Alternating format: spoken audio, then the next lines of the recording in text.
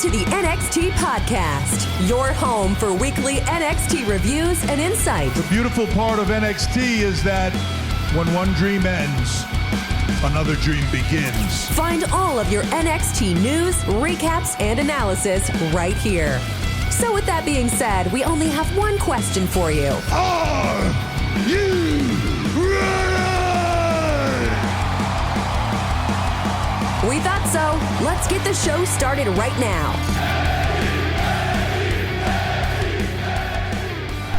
Hey everybody, welcome to the WWE Podcast NXT review. This is Jay. I'm sorry I'm a little late again. Holiday season's been crazy as always, but I am here for your NXT review. And also at the end of this podcast, I'm going to be talking about my predictions for Deadline. Although I have to tell you, it's not going to be easy to do, but you know, we'll talk about that when we get there. But yeah, so the episode that aired the other night, it was on December 3rd from the Performance Center, and this was a great episode. This was a really good episode. I have a lot of positive things to say about this episode, and I can't wait to delve into it. But this week, I have to say, this next few weeks in WWE is going to be very interesting because, you know, you have all the crazy stuff that happened on Raw. You got who the heck knows what's going to happen on Friday night on SmackDown. You got Saturday night's main event a week from Saturday. So basically, you essentially have 3 PLE weekends in a row. You've got Survivor Series, you've got Deadline for this weekend, and then next weekend you have Saturday night's main event, which isn't a PLE per se, but they're treating it like it is. Just like they're treating the first Raw on Netflix as like a PLE too. Which is why I think that the Royal Rumble was pushed back until February 1st, because you've got the Raw on Netflix, the first Raw on Netflix happening on January 6th, and then they want to I think they want to put some distance between it, which makes sense. So, but as far as NXT goes, we had this episode on Tuesday night on the 3rd, and it was the go home episode for Deadline, and yeah, it was really, really good. And again, and I know I sound like a skipping record when I say this. I know I say the same thing all the time, but you need to observe this. This episode, again, started with a women's match. And although the last thing wasn't a women's match, it was to advance the women's storyline. And I know that wasn't the last of the... Well, okay. So there obviously were some things that happened that you can check out on WWE, the Twitter feed, the X, Instagram, YouTube. There were things that happened after the show went off. So this was the first week, and if you've watched it, you probably thought it was kind of weird. Or I did anyway. This is what happened on Channel 11 out of New York City, where I am. Well, I mean, I'm not in New York City, but that's the channel. That's the CW channel I get. This episode ended abruptly, and there were actually things that happened. And if you went on social media, you could see what happened. 2 things actually, I think. So at the end of, I mean, I know I'm kind of getting ahead of myself, but that's fine. At the end of the episode, you hear, again, at least on my feed in New York City, you heard Vic Joseph, right before it cut to the news, you heard Vic Joseph say, "Oh my God, something's happening in the back," and then you kind of expect to go to the back and see what's happening, but all of a sudden they start playing the news, the 10 o'clock news. So clearly this was the first week on the CW where they have the hard stop and they didn't get it out in time. Or they expected that you're going to go on social media. I don't know, but basically it was, oh my gosh, something's happening in the back tonight at 10. And it's like, oh, okay, so we don't know. Come to find out, if you watch social media, that Eddie Thorpe seemed to have been jumped in the back. Like not in his back, but like in the back area. And he was knocked out unconscious. Now this is not the first person to be knocked out unconscious. There was so much happening in this episode.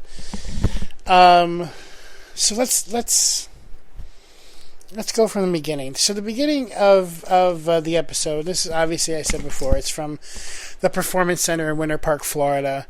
Vic Joseph and Booker T are your commentaries. Mike Rome is your ring announcer. And the first match we have is the Women's Iron Survivor Challenge qualifying match. This is for all the people for the women.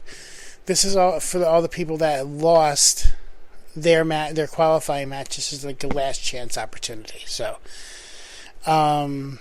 we have Cora Jade and Kalani Jordan, Jada Parker, and Ren Sinclair. Now, not to give away the spoiler, because I'm just about to give away the spoiler, but out of those four, and listen, don't get me wrong, I like Ren Sinclair. I think she's really cool. She's peppy, I think she brings a lot to No Quarter Catch crew. But of those four women, she's not the one I would have picked. And that's going to happen again next week. So, at the end of the match, you have Jade does a step up ensiguri, hooks the outside leg of Parker for the 2 count. Sinclair was in the middle, and Sinclair got an inside cradle for a 2 count.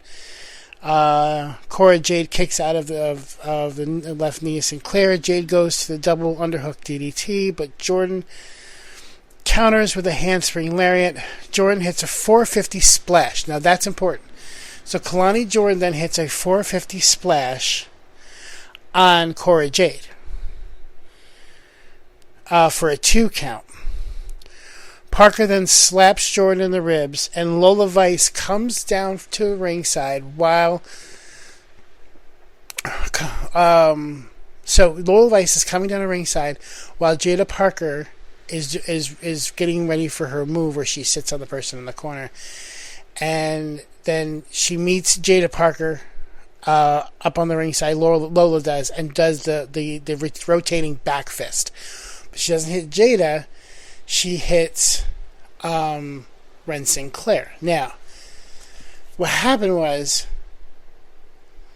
Cora James has already had a 450 splash on her, and she's on the ground, kind of out unconscious. Lola Vice hits the back punch and knocks Ren Sinclair out, and she falls on top of Cora Jade and then gets the 3 count. So it turned out that by happenstance, I guess, Ren Sinclair wins the last qualifying match. And of course all the women are despondent. Now we're gonna get into the Women's Iron Survivor match. You remember the old song in Sesame Street, "One of these things is not like the other"? Yeah, Ren Sinclair is gonna get killed. It's a little preview of later on. Then you have a back interview with Sarah and Eddie Thorpe, and tonight he says tonight he has a fair chance to get into the Men's Iron Survivor Challenge at Deadline. Lexis King then says Eddie needs to control his temper. Being a loose cannon, quote unquote loose cannon, is not the way to go about things. And if you remember at all, if you have any idea, they used to call Brian Pillman, who's Lexis King's father, they used to call him the loose cannon. So Eddie doesn't want to take advice from Lexis King. that from somebody with daddy issues. Lexis has proved to the entire world that he is not his father's son, according to him, and he has plans on becoming a major singles champion. I tell you what, you know what he's a champion? He's a champion of that beard. Like, if you ever see that beard, like, he's got some funky designs going on that beard, and I have to tell you, I'm impressed. I am impressed with the beard.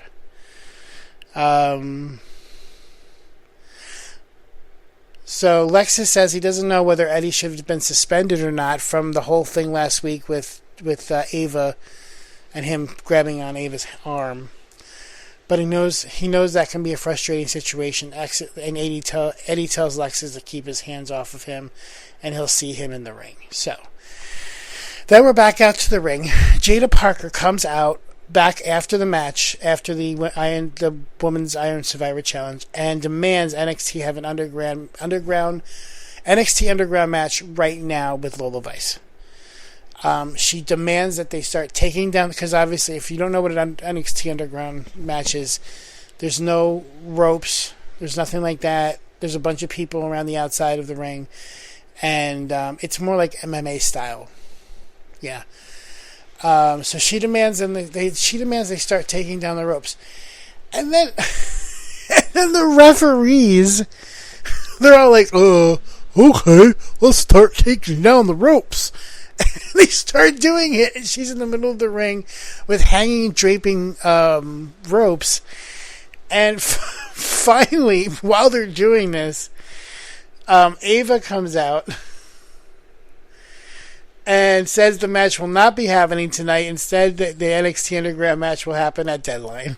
Of course it will. They're not going to just... I think, by the way, I think Ava or whoever's, or Shawn Michaels, needs to talk to the ref and go, yo, if wrestlers tell you to take down the ropes, no, we're not doing that. Like, if you only take down the ropes I'm sorry I keep harping on this. I thought that was hysterical. I'm like, what are these guys doing? I guess it was for the aesthetic. I don't know. Lola Vice then says Jada's ego has got her into a situation where she's going to get knocked out. And then Jada passes the brick over to Lola, and Jada drops Lola with a heavy back elbow smash. And that's all it took. One elbow smash, and Lola Vice is out cold. Just interesting. All right, next we've got Carmen Petrovic, and she appreciated the advice that she got from Brindley Reese and Dion Lennox regarding Ashanti the Adonis. Ashanti sent Carmen a bouquet of roses and wished her luck in a match with the Kia Lions, and she called Ashanti a smooth player. Then we've got the second match. So the second match was the number one contenders tag team battle royal. Now, I've been saying for weeks, if you're a regular listener to this podcast, for my podcast, I've been saying for weeks that they need to figure out this whole tag team crap, because it's been annoying. All it's been is a whole bunch of people who I barely know. I don't know. I know that. Now listen, I watch NXT every week to do a podcast, and I, as a weekly watcher, don't know the names of half these guys. I know Hank and Tank. Their names rhyme. That's it. I know the two guys from The Family, but I don't Stax. The other guy. You see my point? I know there's two guys from No Quarter Catch Crew, but what I'm going to say is this battle royal that they had for number, it was really good. Like, there was no huge stars in this battle royal, but it was just a quality battle royal. The concept was interesting. It was, you get thrown over, but it's not like so in the past I've seen tag team battle royals where if you go over, then your partner has to leave too. This wasn't like that. This was, you go over, you're out, but your partner stays in, and whatever individual from a tag team is left, that tag team is now the number one contender. So, it was a great match. I can tell you, I have a list here of all the guys that were thrown out by all the other guys. I'm not going to go through it. What I can tell you is that at the end, Lucien Price was eliminated by Miles Bourne, and No Quarter Catch Crew is now the number one contender for the tag team title. Now, great. So now we've got the No Quarter Catch Crew against, which, by the way, so this is a big night for No Quarter Catch Crew. First you got Ren Sinclair going to the Iron Survivor Challenge now, and now you've got the other two guys. That's not Charlie Dempsey, Miles Bourne, and the other guy. Again, there's a lot of people to remember. Those guys are going for the tag team title, and they're more of a legit tag team than there's a bunch of guys that were just thrown together here. But at least No Quarter Catch Crew has been together for a while, so it's not like this is a brand new thing for them. So, but here's the problem. Here's my issue. Nathan Frazier. Okay, now Axiom didn't. Spoiler alert: Axiom did not win the men's last chance qualifying match. Okay, it wasn't Axiom. So now you've got Nathan Frazier, and again, I don't understand this. I don't understand the way this is working. Nathan Frazier is defending the tag titles with Axiom that night, and in the Iron Survivor Challenge. I don't get why they have to do. Well, there is. I know. Actually, I do get why they have to do this, because there's a lack of tag teams. There's a lack of viable tag teams, and so they have to have Nathan Frazier pull double duty because there's no other choice. Yeah, I don't know. It's just the whole thing is weird. So then you've got the in-ring back and forth between... so Eric Bischoff comes out. Now, I like Eric Bischoff. I think he's a revolutionary in the world of professional wrestling. He is the creator of the New World Order. He is, if anybody knows what 83 weeks is, it's the amount of weeks that Nitro beat Raw back in the 90s. Eric Bischoff is great. He's a little annoying, but, aren't we all?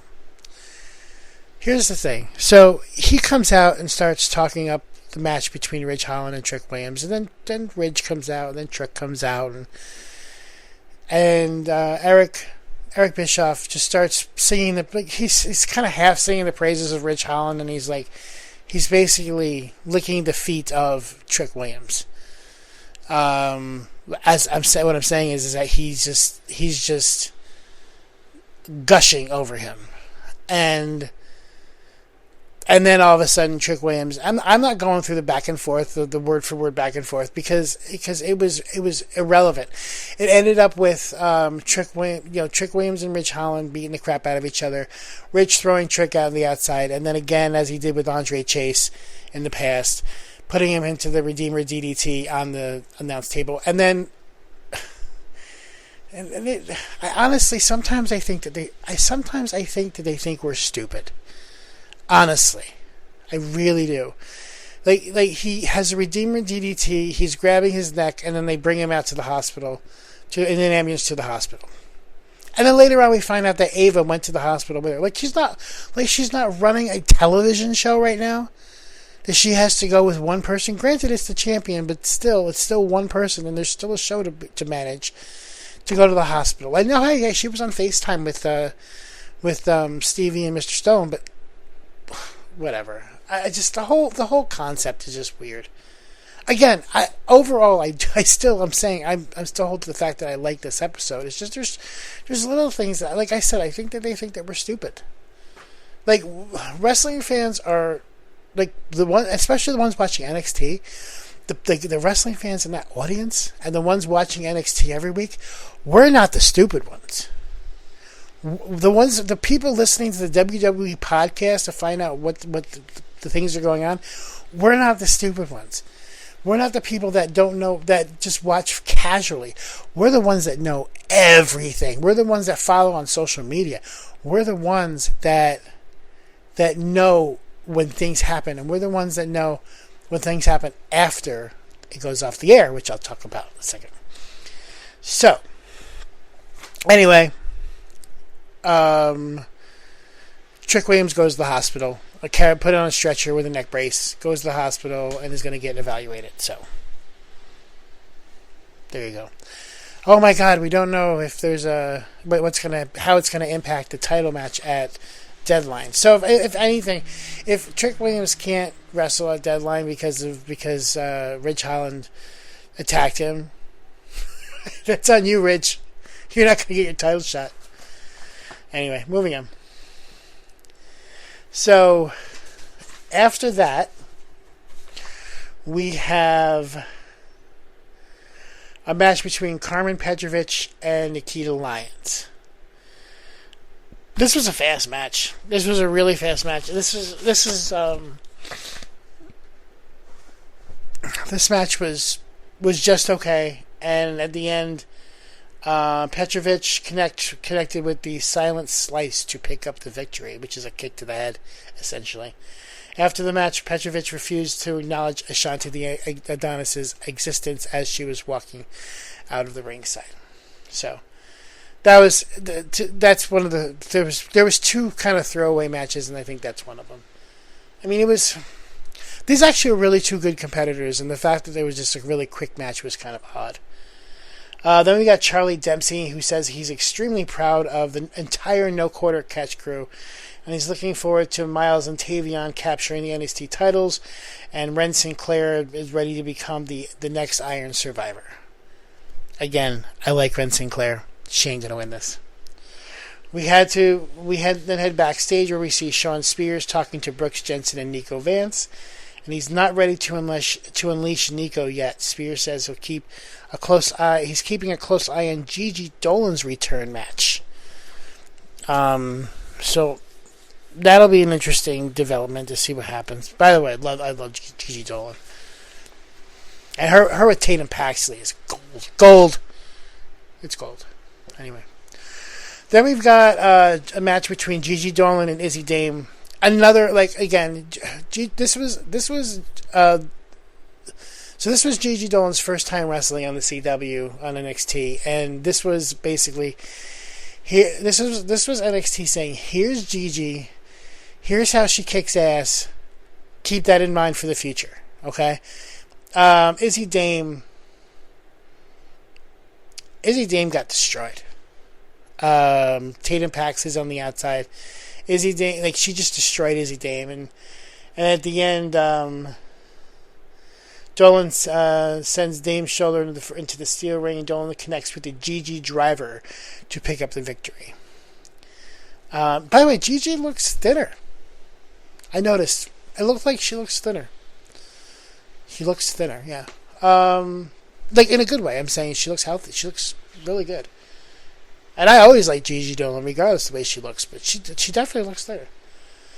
Anyway, so Gigi Dolan wins the match. So then you've got Javon Evans, and he was in the back talking about the Iron Survivor Challenge, and then X-Pac, yes, Sean Waltman, X-Pac, 6, all those things. Then he's wearing an NWO shirt, which I thought is interesting since Eric Bischoff's there. By the way, I forgot to mention before, Eric Bischoff, and really X-Pac, okay, there was no reason for them to be there.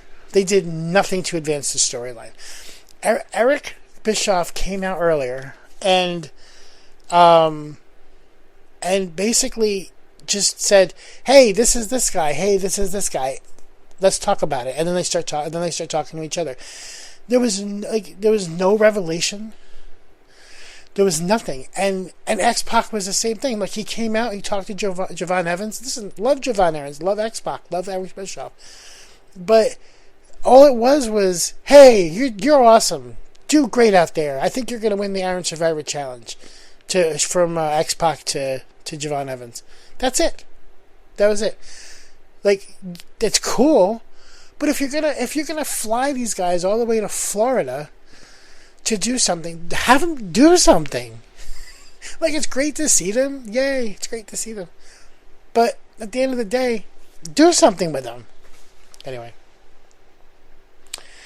Then you've got the fifth match, which is the men's Iron Survivor qualifying match with Axiom, Cedric Alexander, Eddie Thorpe, and Lexis King. And this was a great match too. This was like I said, the majority of the matches were really, really good. At the end of this match, you've got Alexander with a running lariat on the apron. Cedric Alexander kicks King in the face. King uppercuts Alexander. Alexander with the Michinoku driver and a 2 count. Michinoku, right? Yeah. Axiom with the half and half suplex to Thorpe. Axiom connects with the golden ratio for the 2 count. Thorpe then pulls, because Thorpe pulled Axiom out of the ring before the referee could hit 3, and then Thorpe goes on to Lexus King for the 3 count. So Eddie Thorpe wins by a pinfall, and he is now the next Iron Survivor Challenge contender, maybe, because something happened. I told you what happened later on. And then Ava informs. So then there's a what's it called? FaceTime call between Ava and Mr. Stone and Stevie Turner, and they said that Trick is adamant about fighting the NXT deadline, so the NXT Championship match is still on for Saturday. Again, the pay-per-view or the PLE is on Saturday, not Sunday. Usually, NXT PLEs have been on Sundays, but this one is on Saturday. Just so you know. Finally, you have Roxanne Perez coming out, and I have to tell you, this chick is getting a little old now. Roxanne Perez saying how awesome she is, and Roxanne Perez is great. To me, I do feel like they've booked her to win way too much. Like not beating Jordynne Grace. Come on. Back earlier this year, not beating Jordynne Grace. I know they're trying to make Roxanne Perez big, and I appreciate that. And yeah, she is great. She's a great wrestler. She's very well put together as far as over all of her, the way she puts herself, presents herself. There's no way she's beating Jordynne Grace in quote real life. Okay, there's no way she's beating Julia like she did earlier this year.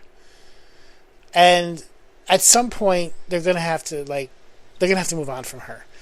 Now you've got 4 women and Ren Sinclair in this Iron Survivor Challenge. Okay, of the 4 women, you've got Sol Ruca, who I would put down as a 1 tier below the other 3 people that I'm talking about. You've got Sol Ruca, you got Zarya, Julia, Stephanie Vaquer. Okay.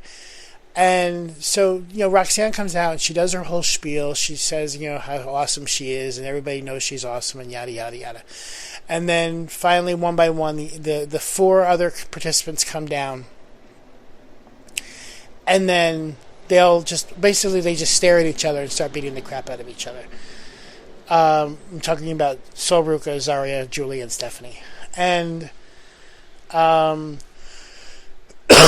then as they're all beating the crap out of each other in the ring, Roxanne leaves the ring, and then Ren Sinclair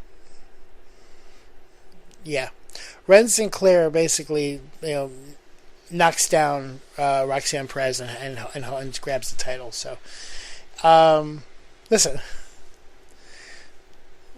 I'm going to get into predictions in a second, but I can tell you who's probably not going to win on Saturday.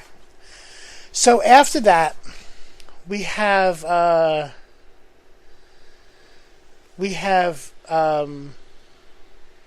thing where I was talking about, and when Vic said, there's something going on in the back, and then what I didn't see, again, I don't know if everybody had the same issue, but what I didn't see because it went to the news was when you look back in the locker room and Eddie Thorpe is laid out on the floor as the show goes off the air.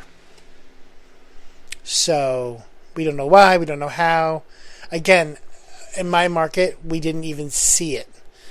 I saw it on X the next day. So we don't know what happened. Let's see what happens. Could be Lexus King. Could be somebody else. We'll see.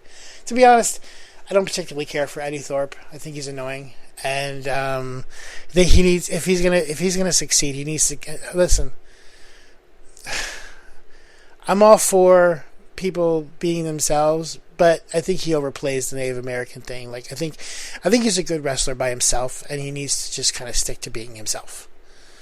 But that's just me. Anyway, so it was, like I said, overall it was a really good episode. I really liked the Women's Iron Survivor Last Chance match. I really liked the Tag Team Battle Royal, which, again, if you've listened to me at all, you know that this tag team thing just is just driving me nuts. So I'm happy that was a good thing. The Men's Iron Survivor was really good. A lot of cool backstage things happening. So we'll see what happens. Now, as far as my predictions go, so now we're going to talk about Deadline. And in Deadline, we've got 5 matches total. First, we have the NXT Underground match with Lola Vice and Jada Parker. By the way, this feud between the two of them is awesome. The two of them, they're so good in the ring. They're so good at talking smack. They're just so, like, it's so entertaining, and I almost don't want it to end, although I have a feeling that once the Underground thing happens, it's going to be the end of it. But the two of them together is gold. And if it was like picture like, you know, the Baileys and Becky Lynch and Charlotte Flair, and Sasha Banks, when they all their feuds back in the, earlier, in the 2010s, and now how they're having their, they're having their feuds again, quote unquote. I mean, in general, I'm saying, and this is, like, I have a feeling that once the two of them, the two of them will go to the main roster at some point. Both of them will.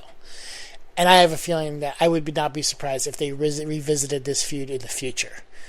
The two of them are so good, and if I have a prediction for this match, which this is the whole point of what I'm trying to say, is I believe Lola Vice is going to win the Underground match.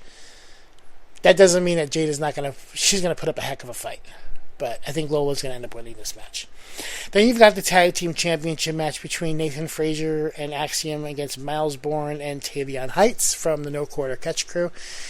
And I actually, after all of this back and forth, after all of this, this tag team turmoil, I'm using it not as a jovial thing. If Axiom and Nathan Frazier don't lose, what's this all about? They need to take the titles off of them and move on. They need to reestablish the tag team division. And I honestly think having No Quarter Catch Crew be the tag team that defeats them for the titles is the thing that happen. It should happen. So I'm gonna take Miles Bourne and Tavion Heights for that match over Axiom and Nathan Frazier to be the new NXT Tag Team Champions. So for the Iron Survivor Challenge. The Women's Iron Survivor Challenge, you've got Sol Ruca, Zarya, Stephanie Vaquer, Julia, and Ren Sinclair. Now, again, one of these things is not like the other, right?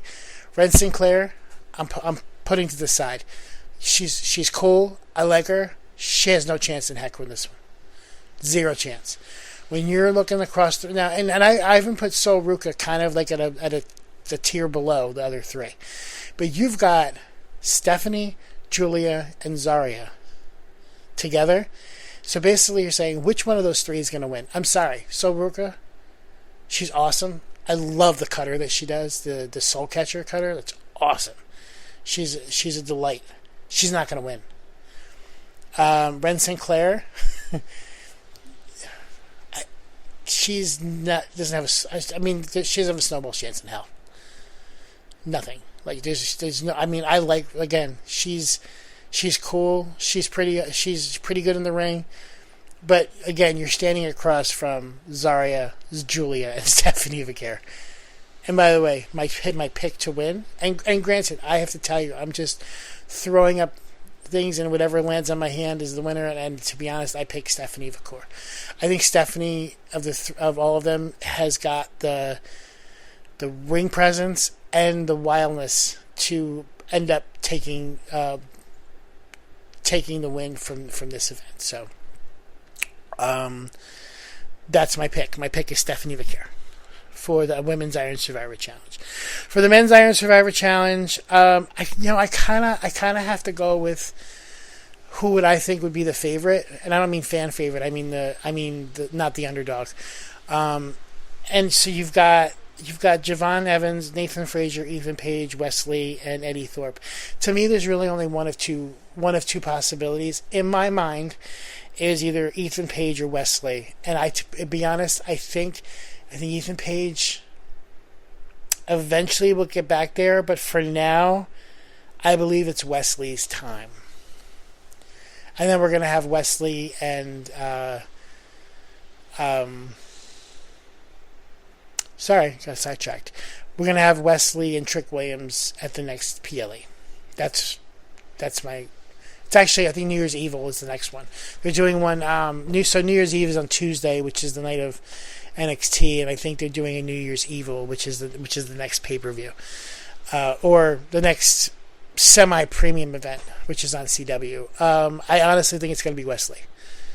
That's my opinion. That's my prediction. And then finally, you have the NXT Championship match: Trick Williams versus Ridge Holland. They're not giving up on Trick Williams just yet.